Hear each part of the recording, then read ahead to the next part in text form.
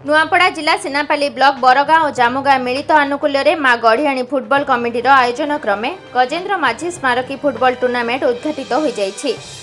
एथिरे बरगाँ पंचायत कार्यनिर्वाही अधिकारी सुशांत बेहेरा मुख्य अतिथि भाव में जोगदे उद्घाटन करथिले।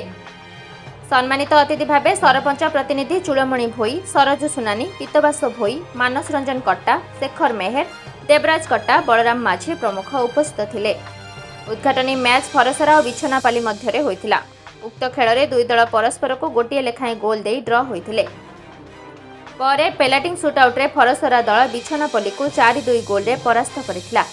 एथिरे खेल परिचालक भावे सुभाष कुल्लू, सहयोगी खेल परिचालक बलभद्र चिंदा और सत्य भोई कार्य तुलाइथिले और स्कोरर भाव में बिहारी लाल मसरा दायित्व निर्वाह करथिले।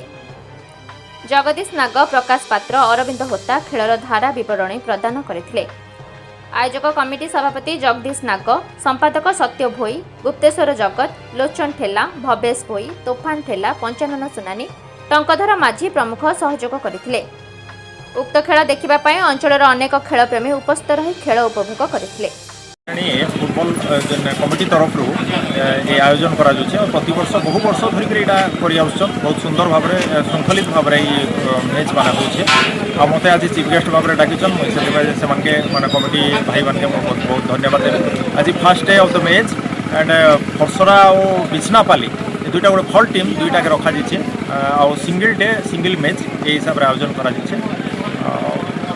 बहुत खुशी लगुच दर्शक मैंने बहुत आसन देखा खातिर अरे अंचल माने जान आपण मैंने तो यहाँ फुटबॉल हेले आम जनाशुना खेल फुटबॉल बेले समस्ते माँ भाई भौणी आबाल वृद्ध बनिता सब आसन देखी आस आने बहुत जाकजकम बढ़िया लगुच से। नुआपड़ा जिलूर Bighnaraj Tandi report, state news Odisha.